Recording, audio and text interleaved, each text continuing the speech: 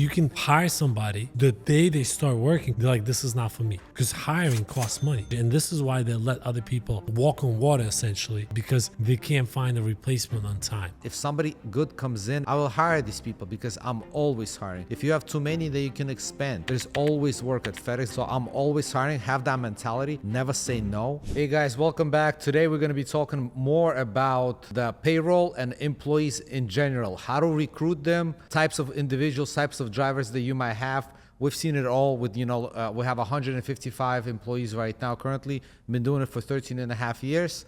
So let's talk about some of the divas, if you will, of the business. So these drivers, they can do 200, 300. We had some drivers that can do up to like 400, 450 stops during peak season. They're strong, they're masculine, but inside it's a little baby that's waiting to be hugged. Sometimes they're like, oh, I can do 250 stops, and they think they are, walk on water and untouchable. And I had these tough conversations with them sometimes and say, listen, there were people before you that could do this amount of stops, and there will be people after me and you are gone they'll be able to do. These areas will be serviced somehow. Don't think now you can walk on water. Sometimes you have to give them that reminder just to kind of give them a little bit of a reality check, because they just start thinking like, oh, this is it. Like, this company cannot exist without me. And that's a bad mindset, I say. FedEx delivering, it's definitely one of the toughest areas. I mean, because I always compare myself. Like, I can do 150 on a good day. I'll do 200 stops a day. So anybody that does 300, I can see why they would think they're untouchable, because other people next to them, they can't do that many stops. And to recruit a person, because everybody wants to get a job because they get paid well at FedEx. But it's not easy to do that kind of job. It's a very specific person. I can't say like what type of person that is. Maybe you can say, but you have to be mentally strong. You have to work fast yet still be safe. Having a seatbelt on, drive the speed limit, looking through a box, running through the front door, all those stuff, yet being safety. It's a combination of like, I feel like you have to be able to multitask in a way and work hard to be able to. Some of the boxes are over 100 pounds. How many people can lift over 100 pounds? Even if you have a stroller. Yeah, but I'm saying it's like, what you're talking about hand truck. What I'm trying to tell you is that sometimes I'd rather take two guys that can do 180 stops than to hear from this guy is like, oh, I'm leaving this stop behind. I can't fit this because, I can walk on water, like I said before, and so I don't want to deal with that. So if you're doing 300 stops, if you're doing 200 stops, God bless you. I appreciate you, but I also appreciate that guy that consistently comes in and does 160 stops, doesn't call out, doesn't bring me childish problems that I have to deal with him like the diva that he is, and constantly accommodate. I give these guys reality check, like, hey, listen, I appreciate you, and I hope you appreciate me as well, because you're not begging me for a paycheck, and I shouldn't be begging you to work here.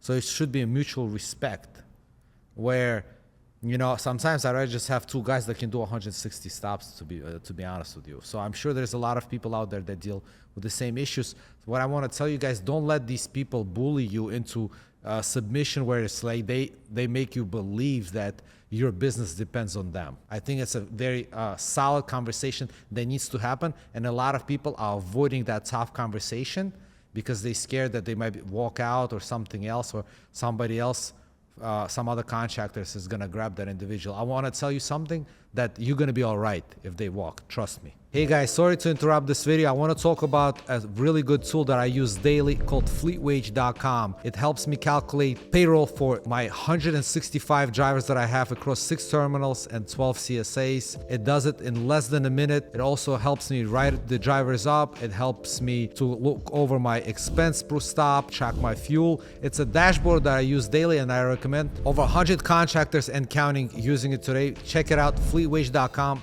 Back to the video. The biggest, I think, me speaking to other contractors almost on the daily basis, they all having like, where can I find those guys? Like, you can hire somebody, but then it's the day they start working, because the whole process takes 2 weeks, right? To do the drug test, right? Physical.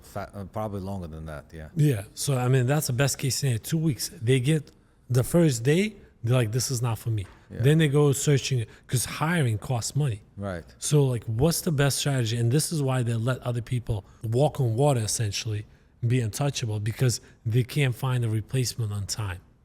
Right. That's a really good point. I think what I've seen, some of the mistakes that I made and other people made over the years, is that we start looking for the drivers when we need them. Whenever we need drivers, you're already 5 steps behind. You got to be able to have that conveyor of people coming in, even if you don't need any drivers. We are always hiring. There's not one time, I don't care if I have 10 extra drivers and there's no spots. If somebody good comes in, if I see an opportunity, I will hire these people because I'm always hiring. If you have too many, then you can expand. You know, you could do contingencies. You can. There's always work at FedEx. There's always somebody struggling, even if it's not your business, it's somebody across the belt or in another terminal. So I'm always hiring. Have that mentality. Never say no. Another thing I would want to tell you guys, there's another type of drivers. It's the quiet ones. Those are the most dangerous. The ones, at least the divas, you at least know what's going on in their head because they're very vocal. There's the quiet ones. They just work, and they just never show up. And then you call them and they'll never pick up. I always have the mentality of everything is up to me. We should have known better. We should have had the communication. If somebody doesn't want to communicate, that's also, if somebody's not talking to, that's also a statement. So I would have a conversation. I would have your managers encouraged to talk to the people, to feel them, hey, how's everything going? Oh, I'm tired, or I'm this, or I'm thinking about going for CDL. I'm thinking about going back to school. I'm thinking about becoming a cop or whatever. They're not gonna come and tell you this. You gotta have these conversations with them.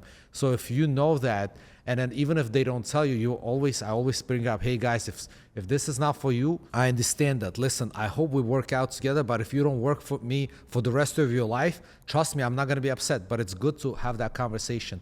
If there's anything happen, if you're trying to go back to school, if you're doing anything else, please let me know. It gives me enough time to hire somebody. I hope you understand. I gave you an opportunity. I've been very upfront with you. I will always pay you on time, and I hope that we don't burn the bridge. This is the conversation you must be having with your drivers on a weekly basis at the minimum. So that way, you know what, boss, I actually thinking about going back to school. I'm actually thinking about a different job. This is too tough for me. I didn't expect, they'll tell you this if you remind them, it's okay if you don't work for me for the rest of your life. So that way you can start planning ahead and recruiting, and they're going to give you at least 2-3 weeks. I like the point constantly. Even if you don't need employees, you're hiring.